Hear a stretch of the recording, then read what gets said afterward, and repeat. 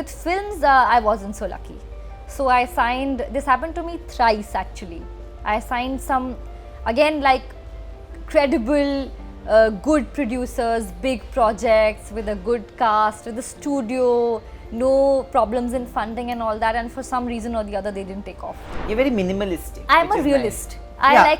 I do believe that to become a realist, the first step is to become a little bit of a minimalist, because maybe, I don't know. I'm just trying to protect myself, honestly. It's a very selfish thing. I don't want to get ahead of myself, get too excited, too attached to things, to people. I just like, I like to ease into things. With time, and especially with like experiences, whether they're relationships or work, you understand that it's never really going to be perfect. You're never going to get 100% of anything.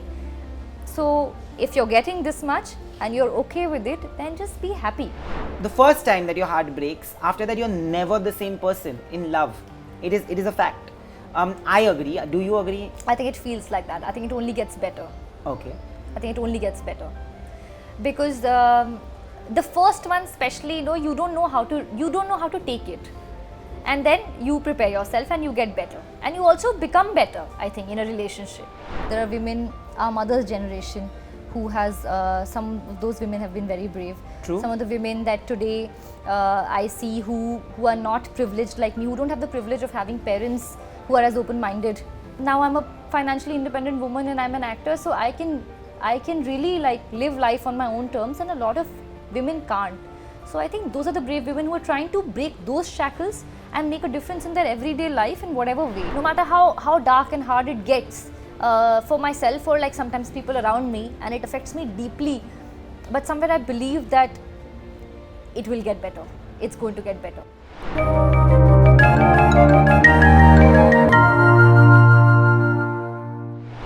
Well, it is very easy to slot actors and artists, but it might seem difficult, but if you have the right talent, you can actually well go past it and create an empire of your own. Well, today I have somebody who's just done that with an extraordinary journey. Well, celebrating Kritika Kamra today in conversation with me only on Bollywood Bubble. Hello, Kritika And I'm ji. so touched. Firstly, where is this empire? Let's go there. Listen, take me also. No, empire in a way, like, there are so many budding artists who have watched your journey. I would want to be like you. When you were there, you also would have seen somebody and wanted to emulate their journeys. We only see the good parts, right? We don't get to see what is there which makes their journey so extraordinary from an ordinary journey, right? There's a lot of struggle. There's a lot of like days where you have to deal with a lot of those demotivating comments, XYZ. So I feel that there you've created that empire where people can look at you, look at your kindness and feel that, we can reach there and still be kind. Thank you so much. That's hugely flattering and a huge responsibility also, I feel. But like I do feel, I've spoken to you for 2 hours now and I know that you are very kind, which is and one of a kind, which is amazing. One of a kind. But where did this, thank you, this is खुश हो गया मैं पूछना वाला हूँ ये कि where did this all start? Did you always want to become an actor? No. It would have been ridiculous to dream of becoming an actor, In our generation also. Yeah, back then, sitting in a small town in Madhya Pradesh, my dad's a doctor, my mom is a nutritionist, now a principal of a school, completely like no relation with this industry or the city at all. In fact, a lot of emphasis on education and marks achhe aane chahiye and all that, I was really brought up with those kind of values. So I enjoyed cinema like all of us. We danced to those songs and we danced in front of our TVs, but it was not an affordable dream, I'd say. But were you good at studies? I was very good. I don't even want to be modest. I'll tell you, I was really good. Topper? Topper types. Full front bencher, topper. I was one of those irritating ones.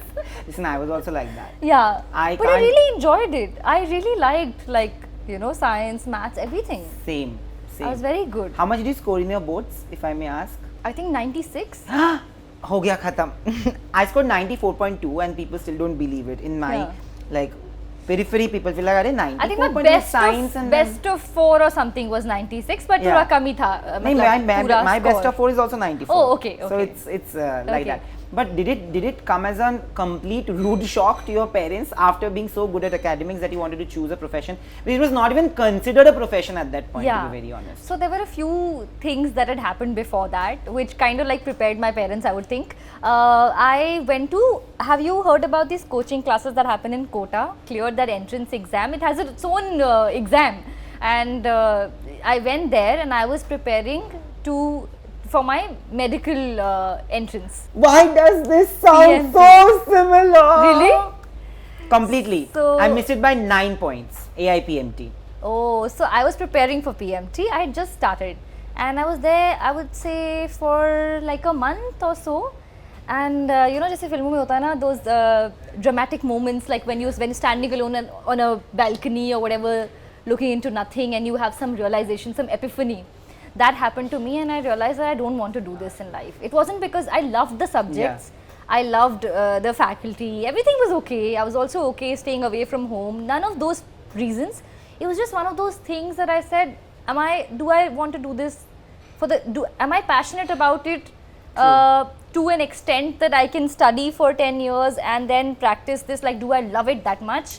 I realized I didn't. I just wanted to become a doctor because my dad is one and because I grew up around doctors and in a hospital. So yeah, so I called my parents and I said ki nahi ho pa raha hai. And then how did they react? I want to know. Nothing. So within 24 hours, cut to, we were sitting in our living room. Everybody is sitting and nobody is talking to each other. I was just shook that what just happened. So I came back. And then and they were very supportive and they were very chill. My parents are actually very chill. They asked me, am I sure? They tried to reason with me. They understood where I was coming from and they agreed.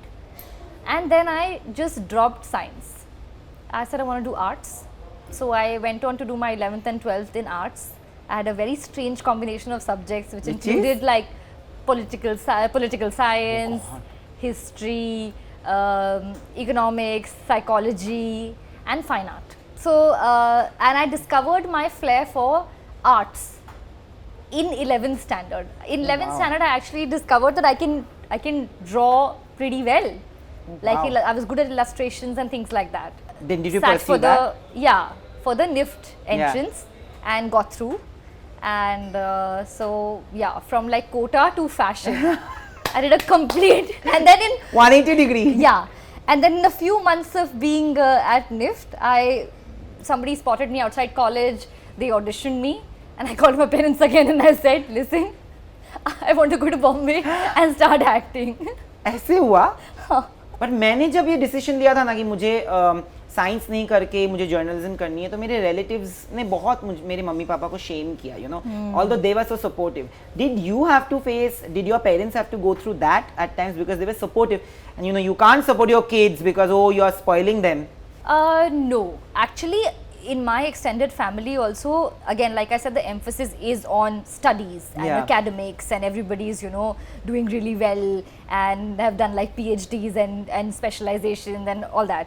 So the expectation was there, but I don't think there was any such pressure. And also we're a nuclear family, we stay you know, away from the extended family, तो वो इतना ज़्यादा ना होता नहीं है interaction. But even otherwise, I think it was surprising to a lot of people that why does she want to become an actor now, like what is even happening, ऐसे थोड़ी होता है. A lot of people said that ऐसे थोड़ी होता है, that you get a call and you go to Bombay and you think you can, you know, really make something of it. So people, I think, had those questions, but either they didn't say it to my parents or they never reached me somehow. So, but when you actually decided to come to Bombay, was that the first show that you got or did you have to come and like work towards it again? No, so I was very fortunate. That was the first show I got. I mean, I came to Bombay because I had work. Oh, lovely. And that's such a huge privilege. It is. You know, it's literally, it is a privilege only. I mean, it's not even. It's luck. Yeah. It's good fortune. Yeah. And when I got here, I realized what a big deal it was, because then I saw how much people struggle to just get their first break. And I didn't have to do that. You know, maintaining it is also a huge task. Yeah. So which was your first show and how did it work for you? The first shows are always the ones, sometimes it establishes you as like an overnight star. Yeah. And sometimes if it does, then you have to maintain it with another show like that. So that's another pressure. But if your first show doesn't work as per expectations, then you have pressure to like find work. Yeah. Which side were you on? either ways there were pressure. Firstly, I was just really amused that this first thing happened. I came and the shoot happened and it came on air. Just that was like a big deal, you know, with the first project. And it was a fun college show. It was for this youth channel. Yeah. It was quite like, it was good.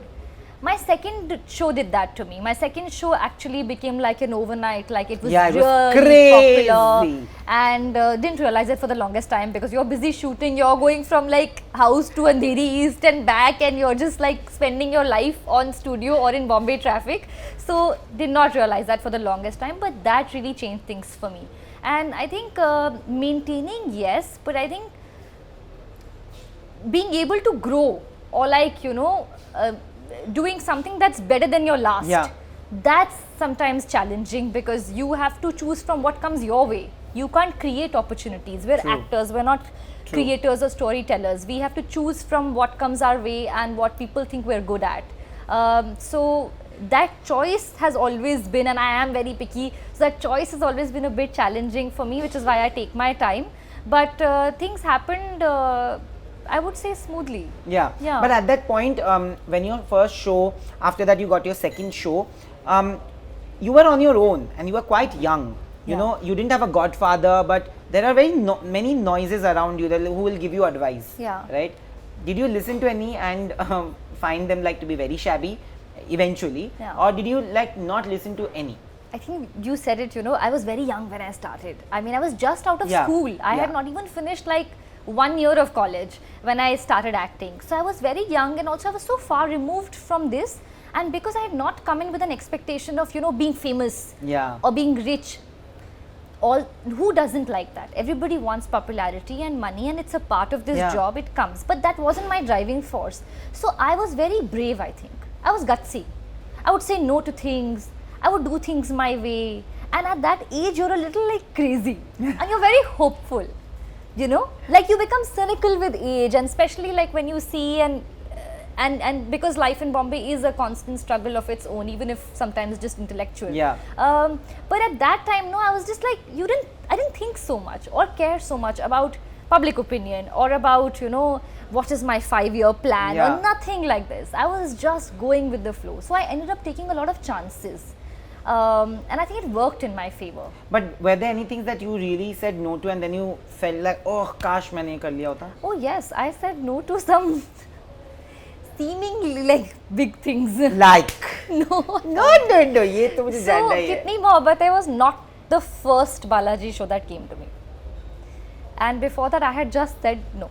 To that show. Which was no, that I can't say. You can say. I can't say. It's been years now. Yeah, but I can't say. There were 2-3 such opportunities where, like, in television, those were supposed to be like big producers, and they are big producers and big opportunities that I just casually said no to because I didn't see myself doing that. Because I didn't want to play somebody like older than me. Because I didn't want to play a bichari. Because I didn't want to play a damsel in distress. Yeah, and I came from like this really cool college in Delhi and all, and I used to think that I'm going to do, you know, fun stuff. I wanted to have fun. Yeah. What happens with most actors who start off on the small screen? Unfortunately, it gives you the biggest recognition and the highest amount of viewership, right? That's right. Like nobody can match up to a TV actor's popularity. It's a fact because it's going in everybody's houses. Now, but it also adds to another very big disadvantage where when I speak to actors who started on TV, they say that when they have tried doing films, this popularity has worked against them. Has that been the case with you? Yes. And you must have heard this from like so many friends of mine also that you interact with, that you're overexposed, or people think that you only know a certain kind of acting. You come from this school of acting, which, I mean, in all fairness, is not the best. There is a way that television works and it's become like a syntax. It's very difficult to break out of that mold, like you said. And so people have their reservations, and they always tell you that it's very difficult to break that, and you can only break it by constantly proving yourself with every project, with every audition, with every meeting even. You know, there's so many times when people meet me and they have a very different image of me, and then they meet me and they're like, oh, but we didn't think you were like this. Has that happened? in the beginning when you started to like transition Yeah. from TV to movies, Yeah. what were the things that you had been told? Did you lose out on projects because of this? There were things that, people would meet me because I was a known face, so to say, but then they would also say that, we're looking for like a fresh face. Or people would go for somebody who's maybe like one film old, or somebody who's done films before, because they would think that a film person is a safer choice than betting on a TV actor. Then again, this whole thing, and also because 2-3 of my shows turned out to be like they became quite popular. So it you wasn't are a just very popular face on Thank TV, you. like, and it is crazy because I think at that time even we were growing up and we are like in those teenage years and the last few years of teenage, and I think people went crazy with the shows. Yeah, so I was just so lucky, I'm telling you, and I found some great people to collaborate with on television, and I could sort of like, I was never in mainstream, like I was never in those TRP, top charts kind of shows, but I always like sort of found my way, and 2-3 of these characters, Arohi, Dr. Yeah. Nidhi, people knew me by these names. So it was not a one show thing that I had to come out of. I But had did it to, bother you? No. When it didn't, when that was the thing. See, people were recognizing you as your character, so they were connecting with you. But that connect was Yeah. somewhere becoming a difficulty or an obstacle for you to Yeah. when you were transitioning. The connect is beautiful. It's something that is, you can't explain. You don't even understand how you can have that connection with people who are just watching you from the Yeah. other, like they're on the other side of the screen. You don't meet them, you don't see them, and yet there's a bond. That's just, and that love continues to pour in. So I have only gratitude for that. I was a bit taken aback. I was quite surprised when I actually started understanding this sort of hierarchy in the industry of like film and TV and all that. I didn't know, frankly. I didn't know better. My first few years in Bombay, like my early 20s, I would say, I just worked, and I thought that I just have Yeah. to keep getting better at it, and I just with full focus on what I was doing at that time, I kept working. So I never had the chance to like strategize or Yeah. position myself, groom myself, a lot of things that maybe people who have Most people guidance do, yeah. do from the beginning. So I didn't know that. I was in fact in my own way even a misfit on TV. I remember the first TV awards I was invited to. I landed up at that thing. Thankfully there are no pictures of this on the internet, or I hope there are not. I landed up in a Fab India kurta. That's okay. People were Achha. dressed in like full shadi finery, like you know how it is, It like is, you know, on the like red carpet. yeah, and all those things. And so that's what I'm saying, that I was really like far removed from this. So it took me a lot of time to realize that maybe what I want to do, I'm not going to find on TV, and I must move on. When I decided to move on, I realized that there's a huge block in people's minds as well, that I must, I'll have to convince them that I'm worthy of this chance. But what were the meanest things that were said to you when you were making that transition? Nothing very mean and in my face, but it was always like, I could just never understand. Like I was told that we really liked your audition, it was very good, but it's not going to work out. Like people didn't really say directly sometimes, but I didn't know what to do. And I think that can get a bit frustrating, because you're like, Yeah, what it can is. I do? Because you don't know the problem. Yeah.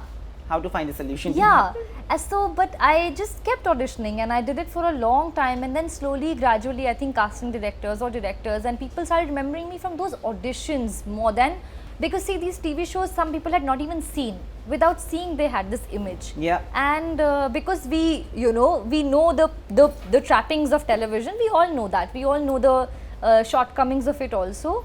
There is this fear, and I Yeah. understand where they come from. It So I'm is- not it going is to blame them, because I myself have those issues with TV. Another thing that often, is a point of concern for all the actors who start off on the small screen is not the overexposure, but also the fact that, kabhi-kabhi kya hota hai ki you feel stagnated Yeah. doing similar roles. Yeah. Unfortunately, that is also what people are consuming. Yeah. So people are offering you those kind of roles. Did you feel that at any point in your career? I tried to break that in the little ways that you can. See, I'll tell you that that leeway doesn't really exist on TV. It's very little space Yeah, that it you is. can sort of play in. So I stayed away from like any kind of like kitchen drama, politics, you know, being like one Saas bichari bahu. bahu, saas bahu. I said, it's not my cup of tea. And people like doing it, people like watching it, great, good, but not my personality. I tried to do characters where, like Dr. Nidhi was a doctor. You saw her professional side as well. Of course, the show was a love story between an older man and a young woman, but there were so many facets of that character that I could explore. I did reporters where again it was a like I tried to choose characters and these girls that really had an identity of their own.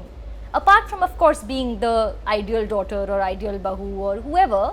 So I tried to find those things, even in terms of genres. I hosted a show on MTV. Yeah. I did, you know, I've done my share of reality also, a little bit, dancing. But very little. Very little, very little. And You don't like it's it. not for me. Why? Why do you say that? Because I think it requires you to be very comfortable. You have to be very comfortable with sharing about your personal life and just putting it all out there for people to consume, and I'm not that person. But Kritika, how many years did you take in between that transition that you made and finding your first film? So again, with films also, just how I lucked out with television, that my very first audition got me work, and that show really happened, which is why now I understand how important the show release is. You know, not just making, but the release. With films, I wasn't so lucky. So I signed, this happened to me thrice actually. I signed some, again, like credible, good producers, big projects with a good cast, with a studio, no problems in funding and all that, and for some reason or the other they didn't take off. Ooh. It happened to me a couple of times before my first film. And they were big films?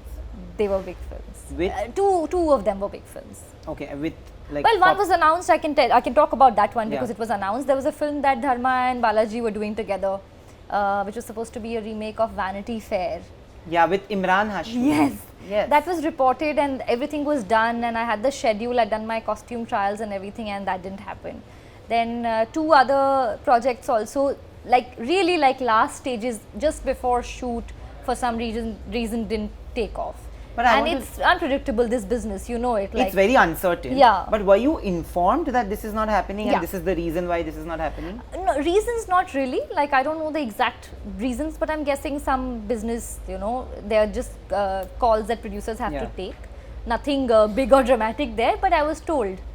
Yeah, well, it was a little... Were there also times when, you know, you were promised, maybe not signed on the dotted line, but you were promised a film and then you get to know from other places or other spaces or media or anything that somehow somebody else has been cast? I'm very skeptical, especially because of these experiences. I don't believe in promises. I only believe, like, actually not even agreements. I feel that once I start जब तक set पे नहीं गए, जब तक set पे नहीं गए, जब तक कुछ shoot नहीं कर लिया, I don't even celebrate. I'll be honest with you. Nothing. Like, I don't... but you're very minimalistic anyway.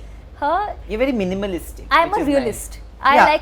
I do to believe that to become a realist, the first step is to become a little bit of a minimalist, because maybe, I don't know. I'm just trying to protect myself, honestly. It's a very selfish thing. I don't want to get ahead of myself, get too excited, too attached to things, to people. I just like, I like to ease into things. So I only when I'm certain of something is when I'll tell myself that, okay, this is happening. But you know, today you're at a stage where you can say that when you started or when you were so young, were you still that attached? For people who are attached, like I know that I get attached to things, people, places so easily, and my friends know that. Yeah. And it becomes a very, very daunting and difficult task when that attachment breaks, even in terms of friendships, even in terms of any relationship, like relationships, not just romantic, any kind of relationships. Attachments जब break होता है ना, तो एक मतलब एक a part of you goes with it. Yeah. Are you that person? And if you have been, has there been a defense? I think as actors anyway, or as artists, I would say, anybody who's artistic, you have to be sensitive. True. You know, you have to use that emotion, not use, I would say, you constantly go into that emotion bank to either perform or express in whatever way you express yourself with your art. So you can't really grow a thick skin, I feel. You really can't, beyond a point. I just think that with time you get better at coping. So that has become better. Of course, when you're younger, everything is too rosy, and like I said, you're too hopeful of everything. And with time, and especially with like experiences, whether they're relationships or work, you understand that it's never really going to be perfect. You're never going to get 100% of anything. So if you're getting this much and you're okay with it, then just be happy, you know. But that's so that kind of a mature you saying it, right? yeah, now, right? yeah. Which has come after so many experiences. Like I Yes. was telling you that the first time that your heart breaks, after that you're never the same person in love. It is a fact. I agree. Do you agree with that? Like somewhere something changes, whether it's for the good, better, ugly, doesn't matter, but No. does change a little bit in your head. I think it feels like that. I think it only gets better. Okay. I think it only gets better because the first one, especially, you don't know how to take it, and then you prepare yourself and you get better, and you also become better. I think in a relationship, a lot of us for the longest, like I think when we're younger, we tend to blame the other person or the circumstance or like things like that. And with time, you realize, or with relationships, you realize that there are things that I have to sort of change or bring to the table or do differently. If you want a different result, you got to do things differently. Absolutely. And that happens. How is it that you dealt with heartbreak? Was it difficult for you at that point? Because you're staying in you've come from a small town. You don't have your family here. You are a private person, and then because you're a public figure, then it gets splashed all over. So it's only adds to that, like the whole noise that is around you and in your head as well. How did you deal with that? Was it a difficult time for you? Heartbreak is not easy for anybody. I think at any stage or at absolutely. any age also. Absolutely. You learn to, like I said, cope with it or bounce back stronger and maybe sooner. But it's never easy. The loss of anything or any relationship or anything in your life is never easy, and you have to sort of grieve it and you have to give it that kind of time. But I think what has changed drastically is that back then, like you said, like because I'm a public figure, things were all out there. It wasn't just that I am to be blamed. I lived recklessly. I was young. I didn't know better. I didn't know what I had to protect, what I had to say. I just lived in the moment. I lived in, I said things, and I lived more like not as guarded as I am today. And there's nothing right or wrong about that. I see people doing it even now, if they can handle it. I don't think I was, I just learned after that to never do this again. When you say never do this, what is it that you mean? To just, I feel like I didn't realize how much people are invested and interested in an actor's life. I just didn't know. I didn't think that it had that kind of even impact, or these random things that we say in front of the cameras would even go somewhere. I didn't think that. But now I know that nothing dies on the internet. That's true. And you don't know who's sitting where and consuming that and making their opinions on you, and everybody's entitled to their opinion. I believe in freedom of speech, and I believe in, people can say whatever they want to on the internet or in life. So people, if they want to comment on my life, sure, they have the right to do it, and they have a platform today, they can do it, and I can't stop them from doing that. But what I can control is what I am presenting for them to comment on. True. And that's what's changed. And I have not, then I realized that there are certain things that are just for myself, and maybe people who are in my real life, and people who are just seeing snippets of my life on social media, which is never the entire truth of anybody's life. True. Make their own narratives, and then I can't personally engage and like clarify. And why am my personal life is not for anybody's consumption. It is Absolutely. not, I mean, I want people to talk about my work, and that's why I think I've been the kind of person that I am. You won't when you see me say out that, and I about. completely agree with you, because there was a point of time, you've always been a fantastic actor. I'm going to come to what my sister said, which I told you. You've always been a fantastic performer, but it's not just with you, it's with the biggest of actors. Yeah. When they have been in a public relationship and it has not worked, or it has worked, the whole focus gets driven towards that only thing. Yeah. and it does bother most of the artists. Did it get to you even when you guys were together and when you guys are not together, even when like this is happening? Firstly, I don't know what you're talking about, but if I know what you're talking about, Yeah. I think it's happening even now. Yeah. And that's what I'm saying. I'm talking about that- your relationship, yes. But like I've been in relationships, Okay, I'm talking and so about. has the other person. Yeah. And so have all of us. Like Yeah. let's be adults over here. Like Yeah. we're not like True. we're not in school, but it's not like we've had one relationship, one boyfriend in life. One has been in relationships, and I'm not ashamed of it. Absolutely. My parents know about my life, and there are people that have contributed hugely to my personal growth, to my comfort in this city, who are like friends, like family also. There are many relationships of all kinds. You know, Absolutely. I'm saying friendships and all platonic, like Yeah, relationships. no, relationships are relationships. Yeah. It's like everything. It Yeah. cannot just be romantic. Exactly. So there's no one relationship, but in public memory, there's one relationship.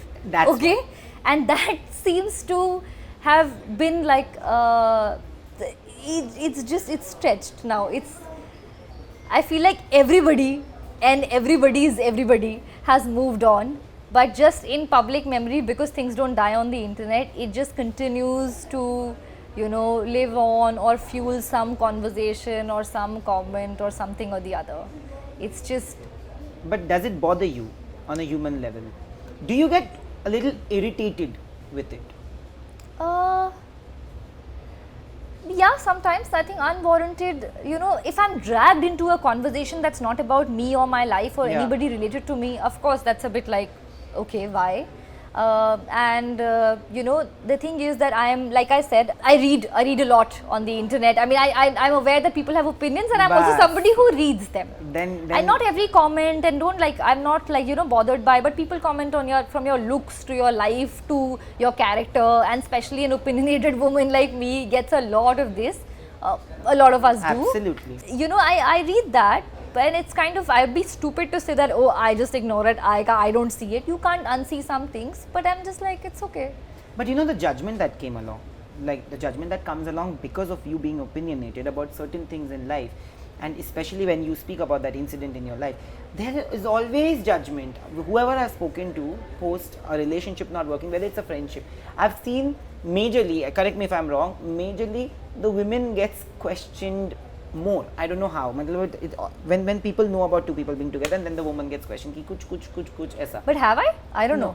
But you would be knowing better because you've been reading comments, like you said. Can I tell you something now? It's very easy. People, that's what I'm saying, that people just make an opinion of you on the basis of what they want the story to be. Like they have their own narratives. Exactly. Okay, they don't know the half of it. They don't know any of it. But do you has that made you a private person? Has that given you that defense that no, whatever happens in my life, good, bad, ugly, Yeah. I'm gonna keep it to myself. But in the social media world, that's also very difficult, especially in today's times. You know how it. For sure. So it's not like I don't share. I mean, I share so many personal things of like my, some routine or my travels or what I'm eating, what I'm drinking. It's not just work. I'm saying Yeah. work, but it's majority work. But there's a lot of like my lifestyle and other things also on social media.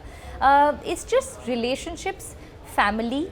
These are just some things that I do not wish to share. Speak on, And yeah. when I have something to share, then I will. And maybe the way I want to. But I don't want that to be the conversation when it comes to me. Yeah. When I see you in Hush Hush, there's a strange sense of sexism that your character battles, and it's possibly many women out there who are battling this voicelessly.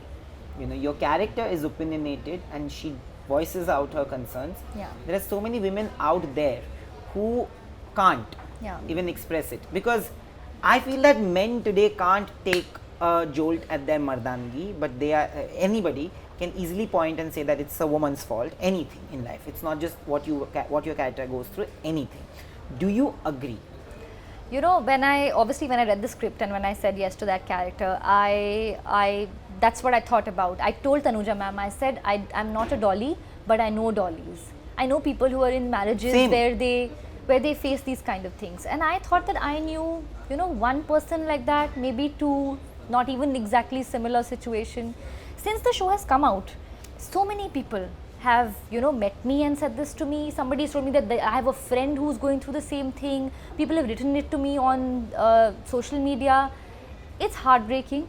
It's not something that you want to be relatable as an actor, or you want your character to be relatable, but when you realize this is why it's real, it's firstly, it hurts you that people are in today's world also like struggling to kind of fight patriarchy the way that we Absolutely. are, and we all are.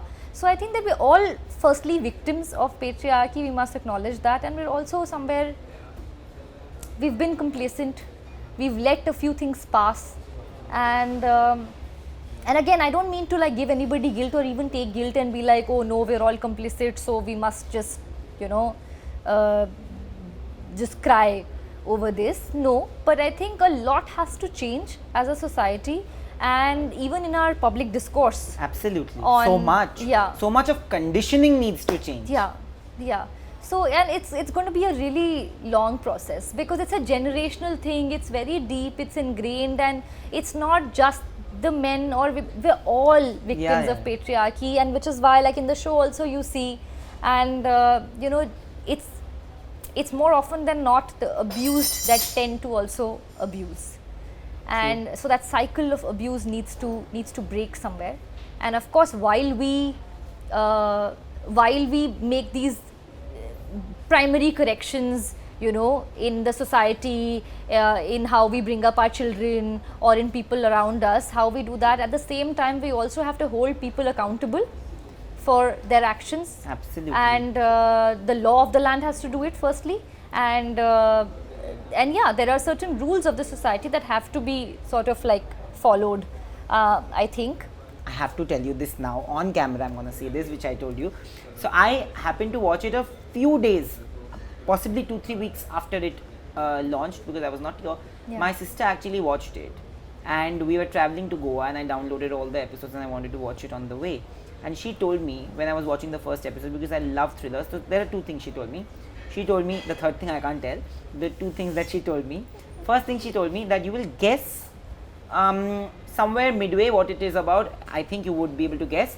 Secondly, she told me that if you look at Kritika's character, she has outperformed everybody, and I'm saying this because I have a lot of respect for the other actors also, but I watched it and I completely agree, because there's been a different arc to your character. You see her as a vulnerable character, you see her as an opinionated wife and a daughter-in-law, you see her having guilt, you see her having that shame also sometimes, and then that fear, but you also see her like fearless. So there are different shades. So kudos to Thank you you. for doing that. But it's also about every woman's journey. Yeah. If somebody can relate to anything. Yeah. That's why it's called hush hush, right? Because it's hushed. I want to know, as an artist, most women especially, there is pay disparity, there is a lot of sexism at the workplace and otherwise, that you have to deal with constantly. How much of it have you braved through? The little things. Do you recall anything that you had to go through? I don't think I've done anything extraordinarily brave. So I'm not going to sit here and be a martyr and be like, maine ye kiya hai. No, I think there are women, in fact, there are women, our mother's generation, who has, some of those women have been very brave. True. Some of the women that today I see who are not privileged like me, who don't have the privilege of having parents who are as open-minded as me, who have the pressure of getting married by a certain age or have a child, or just have to deal with like society's opinion on literally what they wear, what they eat, who they sleep with. I think I am very privileged. I come from a certain social strata, and also like because of again, I have my parents to thank. I'm protected, I'm shielded from these kind of judgments, and I've also, now I'm a financially independent woman and I'm an actor, so I can really like live life on my own terms, and a lot of women can't. So I think those are the brave women who are trying to break those shackles and make a difference in their everyday life in whatever way. I also have huge respect for people who stand up for others and who use their voice for other people, and I falter at that.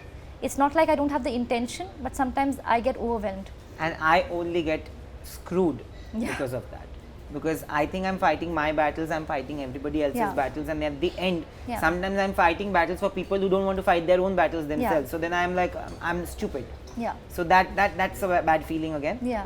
But I know what you're trying to No, say. it's very daunting, but I think people who continue to do that, in spite of the hate that they get or in spite of the judgment that they get, I know that I sometimes, just to take care of my mental health, I will stop, or just to sort of preserve my bandwidth for my work, which requires me to be in an emotionally neutral state, I sometimes back off, you know. But I see some other people who brave through and who continue to say what has to be said, and I really admire those people. But have you ever been in a really vulnerable state like that, where you haven't been able to express it to maybe your closed ones also? In terms of Terms of life, like dealing with things, emotional breakdowns, have you ever been that vulnerable where you felt like, you know, I'm losing the grip of things, but I still have to do it all alone? I am very blessed. I have a great support system in my life, and whether it's my parents or friends, I have some really. I am a person of, like, I have a very small circle. Yeah. Very few people, but they're solid. They are like they are. When you have few people, it's always yeah, gonna be solid. yeah, and they'll do anything for me, and I'll do anything for them. That doesn't mean that it'll be unreasonable. We can also, like, you know,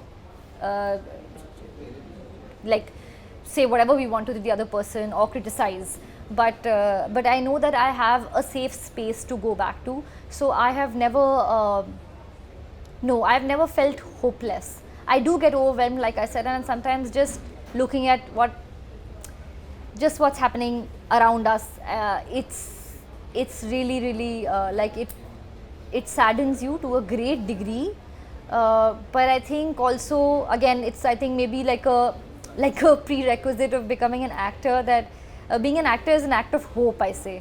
Yeah. And you know, you have to have hope in the world, And in belief. yourself, and belief. Absolutely. And sometimes, like, delusional amounts of it. Okay. I mean, one's got to monitor that, because that can get really crazy. But you have to have that. Absolutely. Otherwise, you can't do this. You can't do any form of art Yeah. if you Yeah. don't have that. So I think that keeps me sane, because no matter how dark and hard it gets for myself, or like sometimes people around me, and it affects me deeply, but somewhere I believe that it will get better. It's going to get better. But like your character, you know, Kritika, I also want to ask you that people can't stand a very strong, opinionated human being, man or woman, especially women, but man or woman. They can't stand somebody who has firm opinions and they stick to their own opinions. Have you been called, like so many actresses have come and told me that, you know, because we have an opinion, because we have something to share and maybe we'll give an input and all, so we've always been termed as difficult, or somebody who's like, you know, who's a little like off. Have you heard those things about? Yeah. Listen, I got this in school also. I mean, I wasn't tweeting or anything back Of then. course, there was no Twitter. But I've been told by even guys that I'm intimidating, and they can't come up to me. I don't know why. I don't know what I do. I have no And sometimes clue. I've this not found happens you to me on intimidating. sets also. Like my co-actors, later on, of course, when people get to know me, I take some time to open up, and I don't know what is it that I do, but this has happened a few times, that people, when they've become friends later on, have come to me, and or like over like a casual conversation, have told me that, you know, when you'd come, we thought that you're really like scary or arrogant, or you know, or like very tough to befriend or tough to please. I don't think I am. But they have become friends. They've become friends. It's just, I don't know, maybe sometimes, and you know, it may feel like I'm very argumentative, but I'm not. I'm always I'm always open for a discussion. Even on social media, I feel like it's my biggest fear that I don't want to be stuck in an echo chamber and, like, you know, not be open to any Yeah. other opinion. I follow a lot of people whose views I don't necessarily agree with, but I want to have a dialogue. And I may not still be convinced, but I want to, like, I want Have an to be exchange, able have to, a conversation, yeah. I want to be able to think critically, and that's very important to me. I feel like it's an important part of my personal growth. No, but So- professionally, has anybody ever called you difficult, like because yeah, of but your that's what I'm opinions? saying, that I don't know why people then they think that I am probably too rigid, which I'm not. Has anybody ever said And- that to your face? about my opinions. Yeah, like people sometimes who just know me. That's what I'm saying. That people make a judgment. They've read some 2 tweets of yours or whatever, and they think that you're this kind of a person, and they'll come and I mean they'll say they'll get into an argument with you. Either they'll get into an argument with you, or they'll just tell you that, oh, but you won't understand, or you won't, you're too rigid. Okay, but it's good to be rigid, I feel. No, I don't know. I don't think it's I'm good to be rigid when it comes to your opinions. I and think I'm choices. actually a little shy, but I mask it very well. So I don't come across as a shy, coy girl. don't. but I take my time to open up, and that sometimes gets misconstrued, and people think that she's maybe like she doesn't like talking has to an us, air. and she has which is like I love people and I love talking. We've been talking for 3 hours now. I'm pretty sure it's the fact. But apart from this, anything that is coming up which you're very excited about? There are a few things that are coming out, and I don't know what all I can talk about, but the one thing that has been announced is Bombay Meri Jaan, which is going to be my 3rd show with Amazon Prime, and it's a special show. It's something that we're as a team very excited to share with people. It's a big show. It's a massive sort of scale, a big cast. A very interesting story, wonderfully made by Shujat Saudagar, who's also like made us into this off-screen family. So the real families actually become off-screen family also because it's taken years for this show to be made. We're all really looking forward to sharing that. And I'm very excited about my character in it, because I feel that these kind of roles don't come by often, and I don't know how they thought I can pull it off, and I hope I have. You will. I'm pretty sure you have pulled it off. Just like you mesmerized us in Hush Hush. And I will always say that, this is the first time we are actually meeting and chatting. Yes. And I didn't feel that you're rigid or you're difficult Thank you. all. Thank you. And in fact, I really feel that you have firm choices and you stand by them, which is a great, great example to go by. Thank you for this chat. Thank you. And I hope that it inspires a lot of others out there who need that validation and that voice. I hope so. Yeah. Thank you. Thank you. Thank you. Hi, this is Kritika Kamra, and you're watching Bollywood Bubble. Please like, share and subscribe.